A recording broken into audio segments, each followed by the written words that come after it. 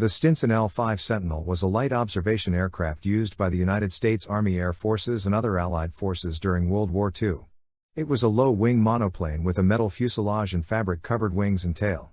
The L-5 had a tandem cockpit for a pilot and an observer, and could carry a stretcher or a radio set in the rear compartment.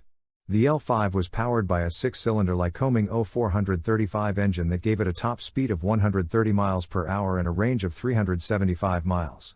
The L-5 was used for artillery spotting, liaison, reconnaissance, medical evacuation, and rescue missions. It could operate from short, unprepared airstrips and was praised for its ruggedness and reliability. The L-5 was the second most widely produced liaison aircraft of the war, after the Piper L-4 Cub, with over 3,500 units built.